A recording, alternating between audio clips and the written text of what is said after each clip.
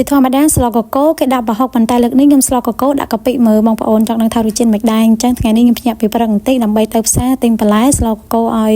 ប្តីខ្ញុំអញ្ចឹងណាធ្វើជាស្ត្រីមេផ្ទះម្ដងអញ្ចឹងមកដល់កន្លែងបន្លែភ្លាមអ្វីដែលខ្ញុំធ្វើដំបូងគេគឺខ្ញុំទៅជ្រើសរើសប្រភេទបន្លែខៀវដែលយើងអាចដាក់ជាមួយនឹងស្លកកូបានអញ្ចឹងណាបងប្អូនមានដូចជាស្លឹកបា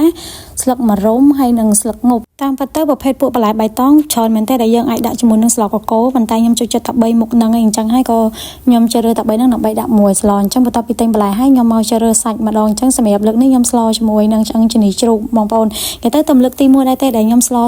កកូអញ្ចឹងណាបន្ទាប់ពីទិញសាច់ហើយឥឡូវខ្ញុំទិញខ្ទឹមបារាំងបន្ថែមតែខ្ទឹមបារាំងហ្នឹងមិនដាក់ជាមួយនឹងកកូបងប្អូនយកទុកដាក់ជៀនពងទានៅផ្ទះហើយទិញស្គួរទុកឲ្យខ្ជិលមកពី3ដងអញ្ចឹងណាអញ្ចឹងហើយក៏មានទិញក្រូចឆ្មាយបន្ថែមទុកធ្វើតែជ្រូកក៏ធ្វើម្ហូបផ្សេងចាទិញចាប់ទៅបងប្អូនអញ្ចឹងយើងត្រឡប់មកផ្ទះវិញហើយដើម្បីត្រៀមស្លកកូទៅលើកនេះគឺជាលើកទី1ដែលខ្ញុំស្លកកូហើយស្លមកគឺខុសគេទៀតគេដាក់ផុកលើនេះខ្ញុំដាក់កាពិអញ្ចឹងមុននឹងស្លឡើយខ្ញុំចាប់ផ្ដើមបុកអង្ករលីងសិនទៅអង្ករលីងដែលយើងបុកខ្លួនឯងវាឈ្ងុយជាងដែលយើងទិញគេស្រាប់អញ្ចឹងបងប្អូនស្លទៅគឺឈ្ងុយហ្មងអង្ករលីងដែលយើងបុកខ្លួនឯងអញ្ចឹងបន្ទាប់ពីបុកអង្ករលីងហើយឥឡូវខ្ញុំចាប់ផ្ដើមបុកគ្រឿងម្ដងទៅជាធម្មតាស្លដែរតាក់តងនឹងគ្រឿងបុកច្រើនតែខ្ញុំទិញកុលក្រីហើយលាងទឹកឲ្យស្អាតយើងបុកខ្លួនឯងវាឆ្ងាញ់ជាងដែលយើងទិញគេស្រាប់គ្រឿងកិនហើយរបៀបវាខ្លួនហាងខ្ញុំអត់សូវចូលចិត្តទេបើយើងបុកខ្លួនឯងយើងអត់ថាំគ្រឿងវាឈ្ងុយជាងអញ្ចឹងបងប្អូនអញ្ចឹងឥឡូវបន្ទាប់ពីខ្ញុំបុកគ្រឿងហើយខ្ញុំក៏ចាប់ផ្ដើមបេះបន្លែបៃតងរបស់យើងមានស្លឹកបាស្លឹកមរុំហើយនឹងស្លឹកងប់និយាយទៅស្លឹកដែលខ្ញុំចូលចិត្តជាងគេគឺស្លឹកងប់ព្រោះដោយសារស្លឹកងប់វាស្រួលច្បូតជាងស្លឹកបាសនិយាយទៅស្រួលច្បូតជាងស្លឹកមរុំច្រឡំស្លឹកបាស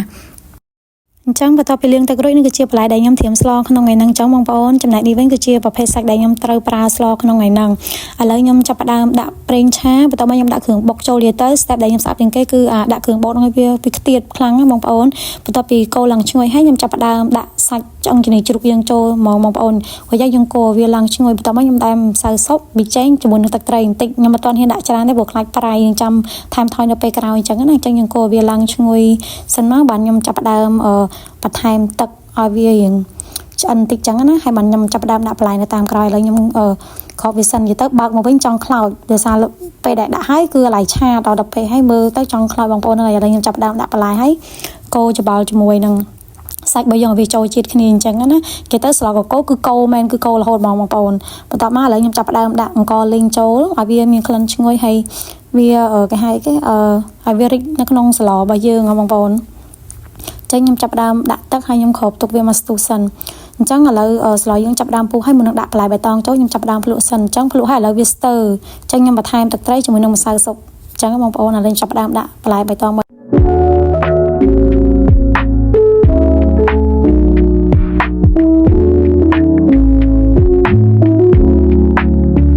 ចឹងបន្ទាប់ពីស្លយើងឆ្អិនហើយខ្ញុំចាប់ផ្ដើមដួសដាក់ចានដើម្បីយកឲ្យប្តីខ្ញុំគាត់ភ្លក់ចង់ដឹងថារសជាតិមិនដែរដោយសារនេះគឺជាលើកទី1ដែលខ្ញុំស្លកូហើយ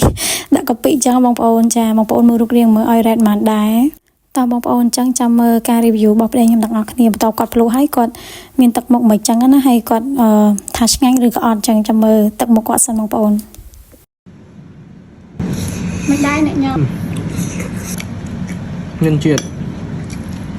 ក៏មកចាអញ្ចឹងបងប្អូនបានលឺហើយគាត់ថាឆ្ងាញ់តាមពិតមិនសូវជាឆ្ងាញ់ហ្មងបងប្អូនគាត់ខកខ្ញុំច្រើនជាងទេដើម្បីលើកទឹកចិត្តខ្ញុំអញ្ចឹងណា